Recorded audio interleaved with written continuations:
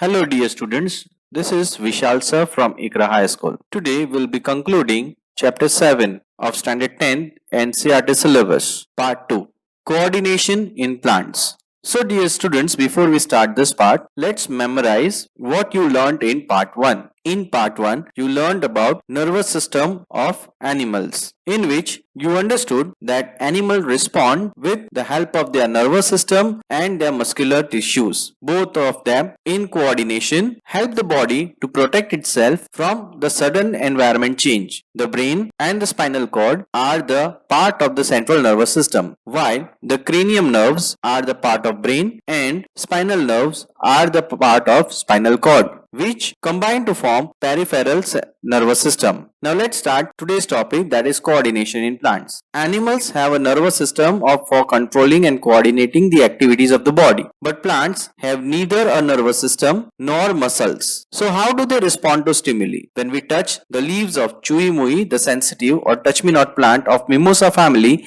they begin to fold up and droop. When a seed germinates, the root goes down and the stem comes up into the air. What happens? Firstly, the leaves of the sensitive plant move very quickly in response to touch. There is no growth involvement in this movement. So as we have read earlier that the movement in plant is due to its growth, but here you can see the movement in mimosa plant is not the movement due to growth. On the other hand, the directional movement of a seedling is caused by the growth. If it is prevented from growing, it will not show any movement. So plants show two different type of movement. One dependent on growth and the other independent of growth.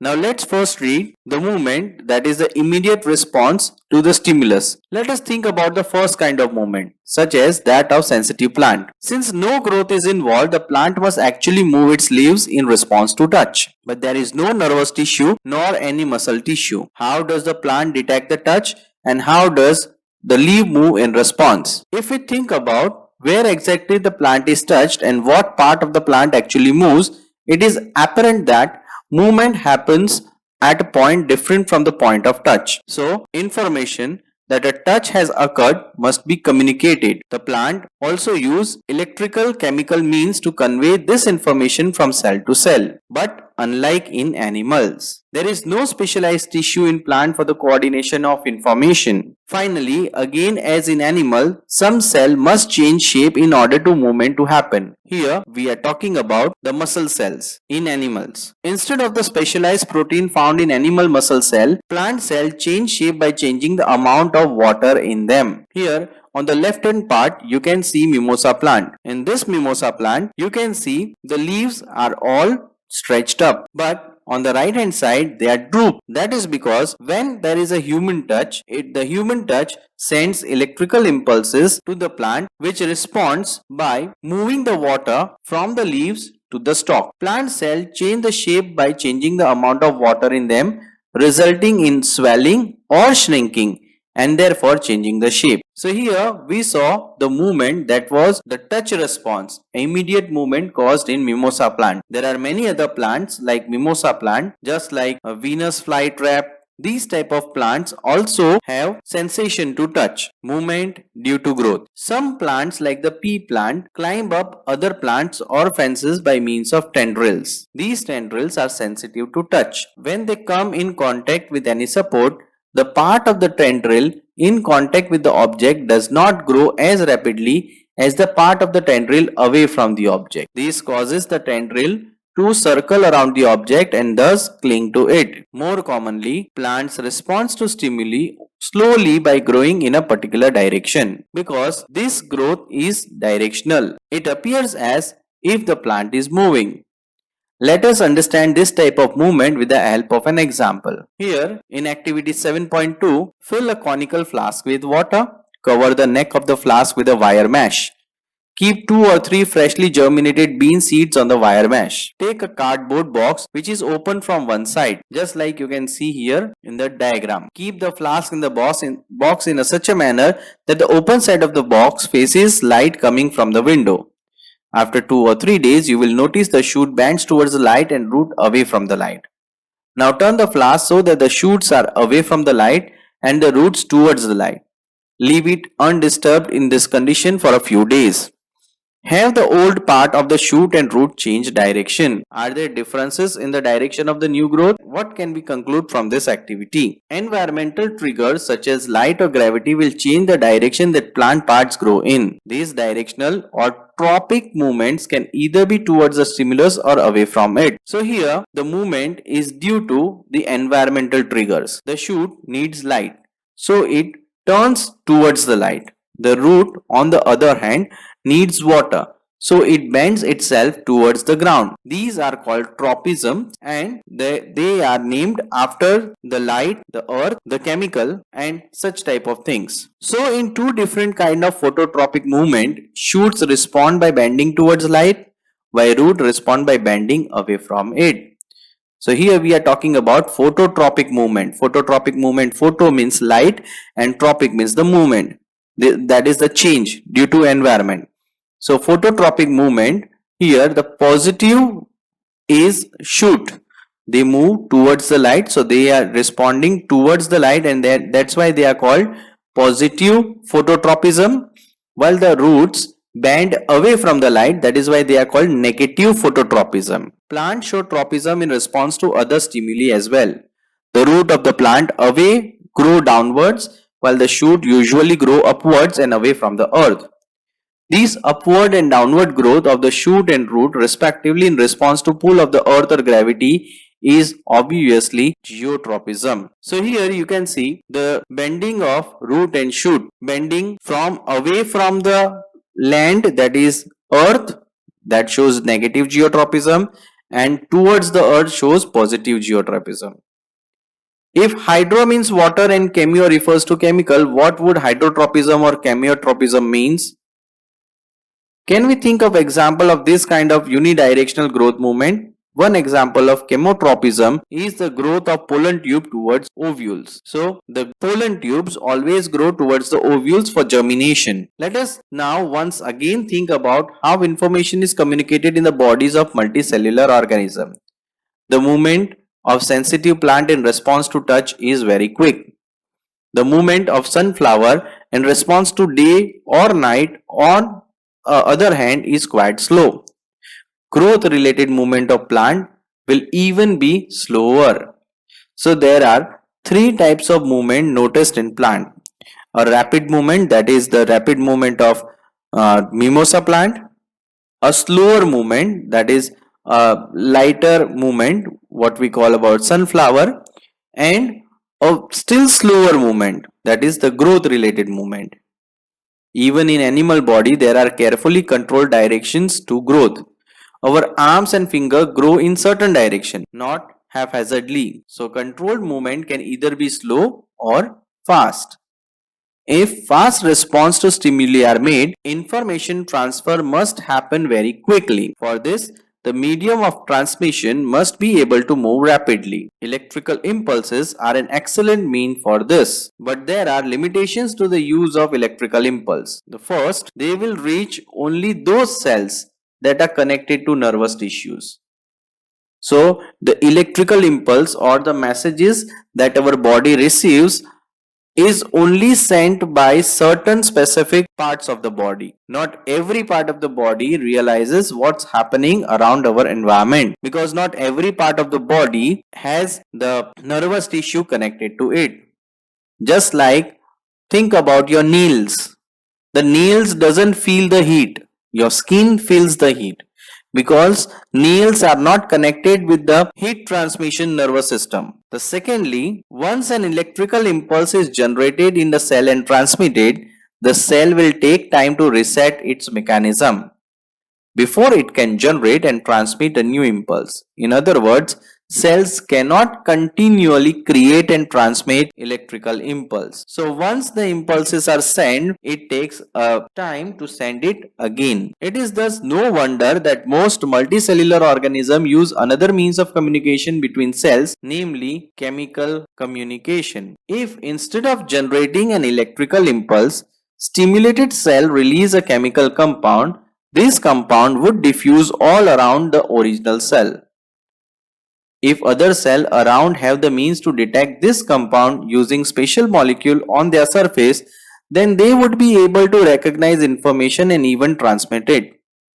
This will be slower, of course, but it can potentially reach all the cells of the body, regardless of nervous connection, and it can be done steadily and persistently. These compounds or hormones used by multicellular organisms for control and coordination show a great deal of diversity as we would expect. Different plant hormones help to coordinate growth, development and response to environment. They are synthesized at places away from where they act and simply diffuse to the area of action. So now we are talking of some special chemicals which reach to all the part of the body regardless of the nervous system. The nervous system simply triggers the excretion of that chemicals, and that chemicals are sent to each and every part of the body. Let us take an example that we have worked with earlier. When growing plant detect light, a hormone called auxin synthesized at the shoot tip helps the cell to grow longer. When light is coming from one side of the plant, auxin diffuses towards the shady side of the shoot.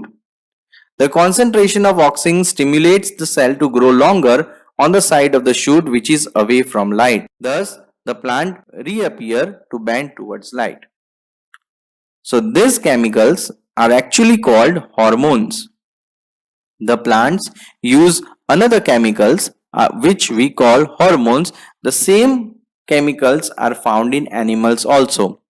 But animals have one more advantage, the nervous system, for their response. Plants lack nervous system and the muscle tissue, but they have hormones. Animals also have hormones. Here, the growth hormone for plant is auxin. Another example of plant hormone are gibberellins, which like auxin help in the growth of the stem. Cytokinins promote cell division, and it is natural that they are present in greater concentration in the areas of rapid cell division, such as in fruit and seeds. These are the examples of plant hormone that help in promoting growth. But plant also needs signals to stop growing. Abscisic acid is one example of hormone which inhibits growth. Its effects include wilting of leaves. So the turning of yellowish color of the leaf and falling off from the plant at certain time is due to the abscisic acid. Now let's talk about hormones in animals. How are such chemicals or hormonal mean of information transmission used in animals? What do some animals, for instance squirrel, experience when they are in scary situation? Their bodies have to prepare for either fighting or running away. Both are very complicated activities that we use a great deal of energy in controlled way. Many different tissues will be used and their activities integrated together in this action. However, the two alternative activities, fighting or running, are also quite different. So here is a situation in which some common preparation can be usefully made in the body. These preparation should ideally make it easier to do either activity in the near future. How would this be achieved? If the body design in the squirrel relied only on electrical impulses via nerve cells, the range of the tissue instructed to prepare for the coming activity would be limited. On the other hand, if the chemical signals were to be sent as well, it would reach all cells of the body and provide wide-ranging changes need. This is done in many animals including human being using a hormone called adrenaline. This hormone is also called the hormone for fight or flight that is secreted from adrenaline gland. That means in animals there are glands which secrete hormones. These glands are ductless, they do not have any duct. They secrete the hormones into the blood, and that blood is passed throughout the body. But the hormones only are activated at the specific part of the body where they are to be functioned. Adrenaline is secreted directly into the blood and carried to different parts of the body. The target organ or the specific tissue on which it acts includes the heart. As a result, the heart beats faster, resulting in supply of more oxygen to the muscles. So, in a dangerous situation, where we need to fight or flight, we need more oxygen, and for that our heart should beat faster. That is done due to the secretion of adrenaline hormone. The blood to the digestive system and the skin is reduced due to contraction of muscle around small arteries in the organ. This diverts the blood to our skeletal muscles. The breathing rate also increases because of the contraction of diaphragm and rib muscles. All these responses together enable the animal body to be ready to deal with the situation. Such animal hormones are part of endocrine system which constitute a secondary way to control and coordinate in our body. So, the system of all the glands in our body is called endocrine system that secretes appropriate hormone for growth, hormone for fight or flight, hormone for relaxation also, because if at a point when the heart beats faster, it should also relax at a point.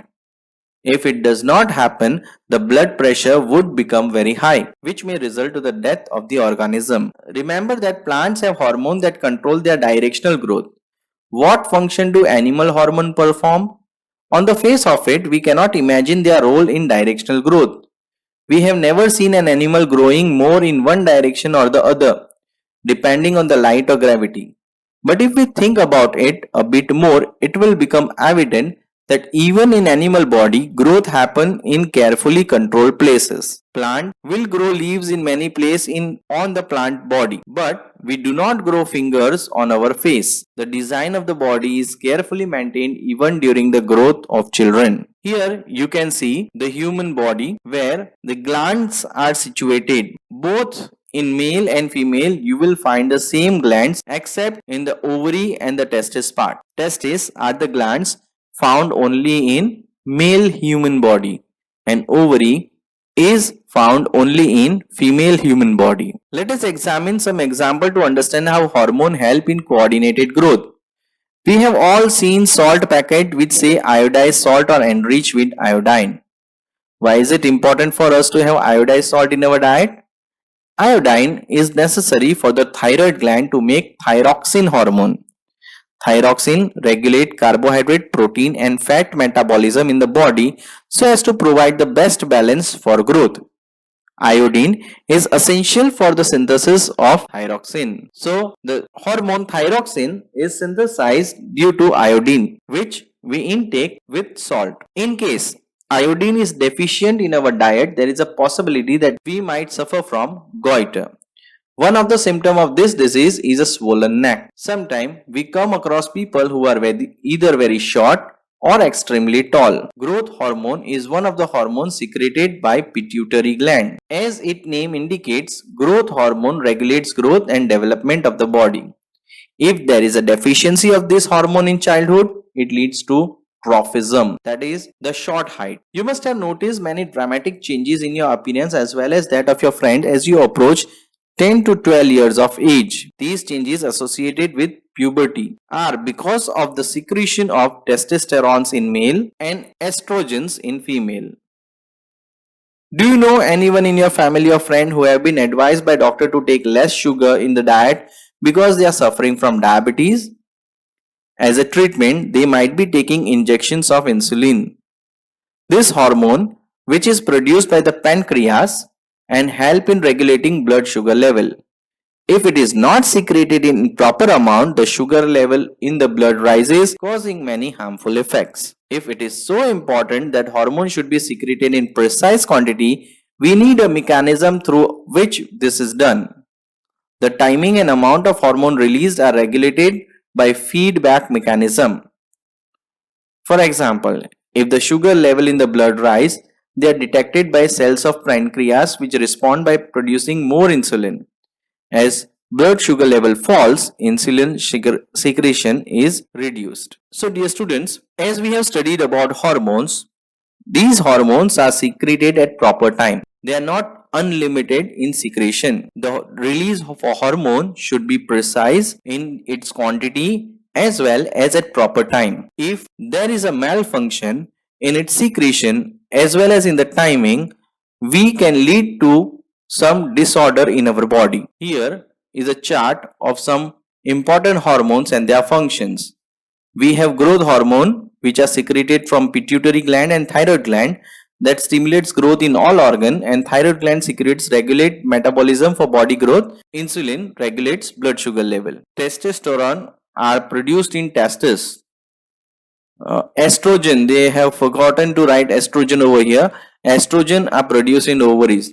The function of both of them are development of sex organs in male and female body.